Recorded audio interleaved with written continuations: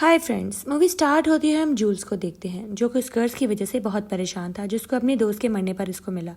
यानी जिसके सामने वो खुद को मारेगा उसके ऊपर ये कर्ज आ जाएगा और उसको ही वो इवल एंटिटी हर वक्त सताएगी। वो अब बहुत तंग आ गया था अपनी ज़िंदगी से। वो जान छुड़ाना चाहता था और वो एक बहुत ही बुरे इंसान के सामने आता है ताकि वो किसी को मारे और उसके पास कर्ज ट्रांसफ़र हो जाए। लेकिन इत्तेफाक से उस आदमी को गोली लग जाती है और वो खुद भी मरने वाला था। अब यहाँ पे जूल्स बहुत परेशान हो जाता है, लेकिन यहाँ पर एक और आदमी था जिसने ये सब कुछ विटनेस कर लिया और उसने सोचा कि ये कर्ज अब उसी लड़के को मिल जाएगा। और जैसे ही वो उस लड़के के पास से बाहर आता है, यहाँ पर उसकी कार के साथ एक बहुत ही खतरनाक एक्सीडेंट हो जाता है, जिसके बाद उसकी डेथ हो जाती है। सीन शिफ्ट होता है और हम एक पॉप स्टार को देखते हैं जिसका नाम स्काई था। यहाँ पर वो एक शो पर आई थी जहाँ पर वो अपने एक्सीडेंट के बारे में बता रही होती है, क्योंकि उस एक्सीडेंट के बाद उसका फर्स्ट पब्लिक अपीयरेंस था और वो बहुत ज़्यादा डिप्रेशन में रहना शुरू हो गई थी। उसके बॉयफ्रेंड की भी उसी एक्सीडेंट में डेथ हुई थी, जिसकी वजह से वो बहुत ज़्यादा अपसेट थी।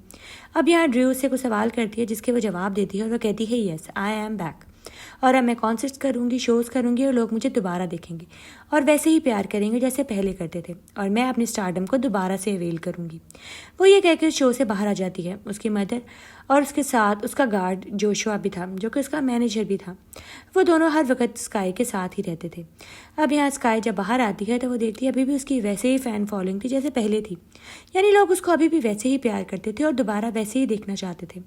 अब वो गाड़ी में आके बैठती है और उसकी मदर कहती है, देखो तुम्हें अब जो भी है यहाँ पर हमेशा के लिए रहना है एक स्टार बन के। वो अपनी डांस प्रैक्टिसेस पे जाती है। यहाँ पर उसकी कमर में दोबारा से दर्द हो रही थी, क्योंकि एक्सीडेंट के बाद उसने रिकवर तो कर लिया था, लेकिन अभी भी उसकी पेन्स रहती थी।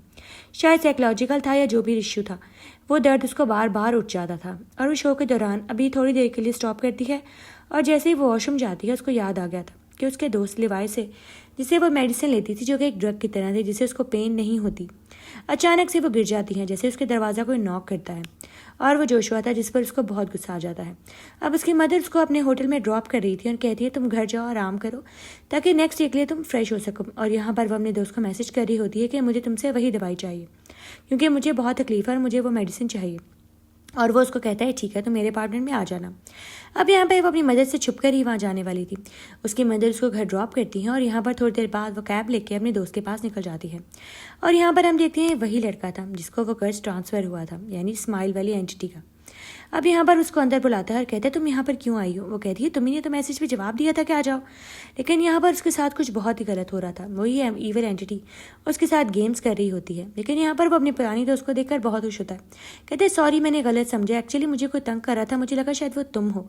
लेकिन खैर तुम अगर आई हो तो आओ बैठो, मैं तुम्हारी दवाई अभी लेकर आता हूँ, तुम परेशान मत हो, मैं तुम्हें वो मेडिसिन अवेलेबल करके दूंगा।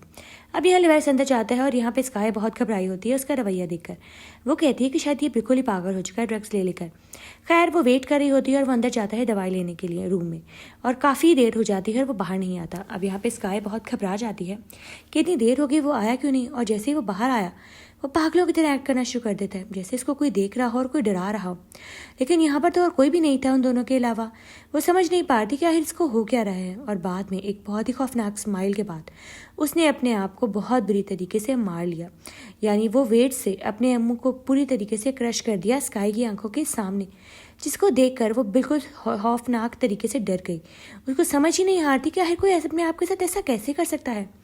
वो देखकर उसको वहीं पर वॉमिट आ जाती है और ये खौफनाक मंजर देखने के बाद वो वहाँ से भागकर अपने घर वापस आ जाती है और आकर खूब पानी पीती है, क्योंकि उसको लग रहा था कि वो बेहोश हो जाएगी। नींद में भी उसको उसकी शक्ल नज़र आ रही होती है जो कि उसने अपनी शक्ल पूरी ख़राब कर ली थी। खैर नेक्स्ट डे वो अपने काम पर दोबारा आ जाती है और जोश और उसकी मदर उसको नई नई टिप्स दे रही थी कि तुम ऐसे किया करो। अब यहाँ पर उसका गार्ड डेरिस पे आ जाता है, यानी वो उसके साथ जो कि सारे पैसे लगा रहा था, उसका प्रोड्यूसर।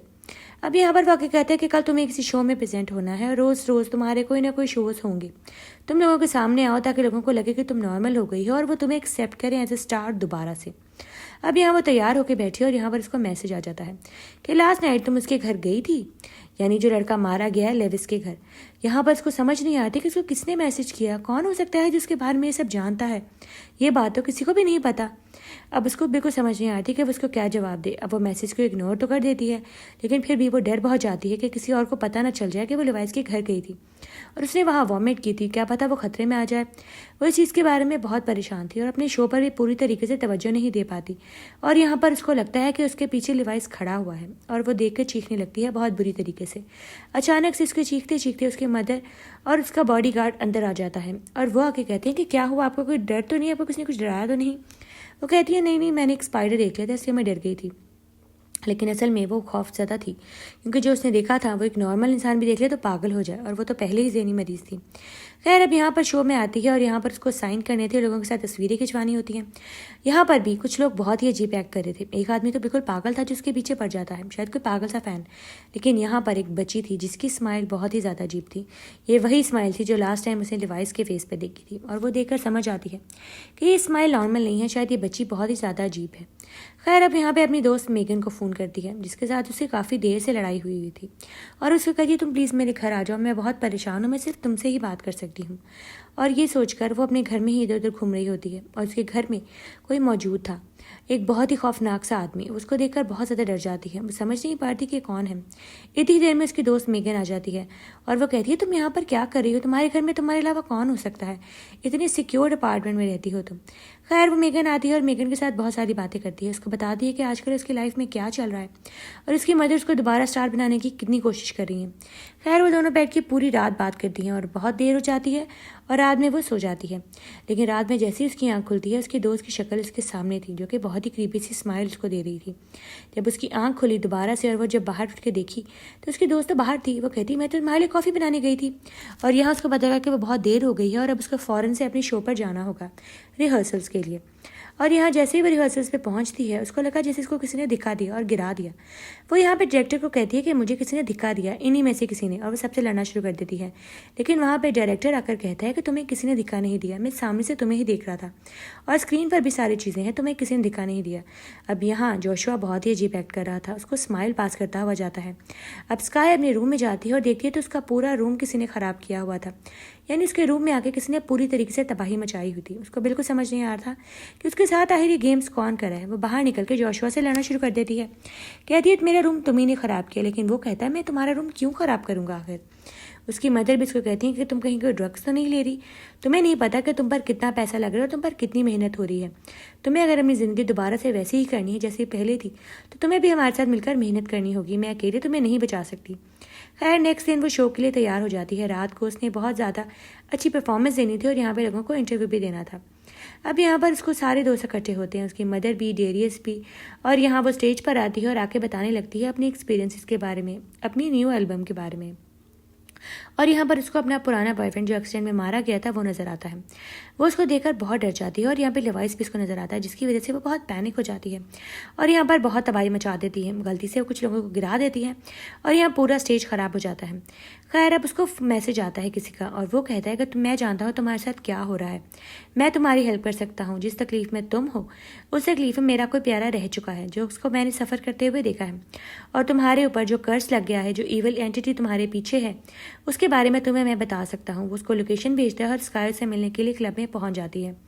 यहाँ पे आदमी उसको बताता है, इसका नाम मॉरिस था। वो कहता है मेरे भाई के पीछे भी ये कर्ज लग गया था और मैं समझ नहीं पाता था कि वो क्या कह रहा है, लेकिन उसके मरने के बाद मैंने इसके ऊपर पूरी तरीके से रिसर्च किया और मुझे आइडिया हो गया कि वो पागल नहीं था, जो कहता था सच था। उसको वाकई लोग नज़र आते थे और वो ईवल एंटिटी कभी किसी की शक्ल में, कभी किसी की शक्ल में तुम्हारे सामने आएगी। खैर ये सुनकर वो घर आ जाती है और यहाँ पर दोबारा वो बहुत बुरी तरीके से डर जाती है। कुछ लोग उसके ऊपर अटैक करते हैं जो कि असल में नहीं थे और वो जख्मी होकर गिर जाती है। नेक्स्ट डे उसकी मदर उसको एक हॉस्पिटल में लेकर जाती है जो कि पूरी तरीके से प्राइवेट था, यानी किसी को पता नहीं कि वो स्टार यहाँ पर क्या कर रही होगी और कैसे पहुंची। उसकी मदर की शक्ल में फिर वो ईवल एंटिटी उसको नज़र आती है और यहाँ पर वो अपना गला खुद ही काट लेती हैं, जिसको देखकर वो बहुत चीखती चिल्लाती है और रोती है। वो अपनी मदर को इतनी तकलीफ में देखकर समझ नहीं पाती कि उनकी मदद कैसे करे। उसके भी कपड़ों पर खून लग जाता है, उसके हाथ में वही शीशा आ जाता है, यानी जैसे उसने अपनी माँ को खुद मारा हो। वो यहाँ से भागने की पूरी कोशिश करती है और लोग उसके पीछे लग जाते हैं। यहाँ पे उसके सारे दोस्त कहते हैं कि तुम रुको, तुम्हें कहीं नहीं जाना। लेकिन यहाँ पर हम देखते हैं कि मेगन आ जाती है अचानक उसका पता लेने के लिए और वो उसके साथ निकल जाती है और मेगन को कहती है तुम्हें मेरी हेल्प करनी होगी, तुम्हें मेरा बिलीव करना होगा। और यहाँ पे वो मॉरिस को कॉल करती है कि मैं तुम्हारे पास पहुँच रही हूँ, तुम्हें कुछ करना होगा, जो तुमने कहा था तुम वो करो और मुझे इस तकलीफ से निकालो। यहाँ पर उसको अचानक से जैमा की कॉल आ जाती है, यानी जो उसके साथ बैठी हुई थी वो जैमा नहीं थी। ये चीज़ का उसको आइडिया होता है और जब वो देखती है तो जेमा उसको बहुत ही खौफनाक तरीके से स्माइल पास कर रही होती है। खैर कैसे ना कैसे वो वहाँ पे पहुँच जाती है और जैसे वो वहाँ पहुँचती है मॉरिस उसका वेट कर रहा था। एक बहुत ही बड़ा रेफ्रिजरेटर था जिसमें वो उसको लेकर जाता है और कहता है यहाँ पर तुम्हें इंजेक्शन लगाऊंगा जिससे तुम्हारी एक दफ़ा हार्ट बीट रुक जाएगी और दोबारा से तुम्हें CPR देकर जिंदा किया जाएगा ताकि वो इवल एंटिटी को लगे कि तुम मर गई हो और वो तुम्हें छोड़ दे और तुम दोबारा से जिंदा हो जाओगी। ये सब करने के लिए मुझे तुम्हारी सपोर्ट चाहिए, लेकिन तुम्हें भी मेरा साथ पूरी तरीके से देना होगा, डरना नहीं होगा। यहाँ पर जैसे ही वो बाहर जाता है कि इवल एंटिटी उसके ऊपर दोबारा से अटैक कर देती है क्योंकि वो नहीं चाहती थी कि वो ये सब करे और उसे जान छुड़वाए। खैर वो उससे बहुत लड़ती है, वो उसकी शक्ल की ही लड़की थी और उसे लड़ने के बाद अचानक से उसकी आँख खुलती है तो वो उस शो पे थी जो कि उसकी आज परफॉर्मेंस थी। वो समझ नहीं पाती कि सब क्या था, ये इसका दिमाग का वहम था, असल में ऐसा कुछ हुआ ही नहीं, मॉरिस के पास कभी गई ही नहीं। यहाँ पर शो में वो सबके सामने खुद को मार लेती है और ये सारा कुछ इविल एंटिटी ने ही प्लान किया हुआ था और बहुत लोगों ने उसको मरते हुए देख लिया। यानी अब ये कर्स बहुत लोगों तक पहुँच जाएगा और यहीं पर मूवी का एंड हो जाता है। दी एंड।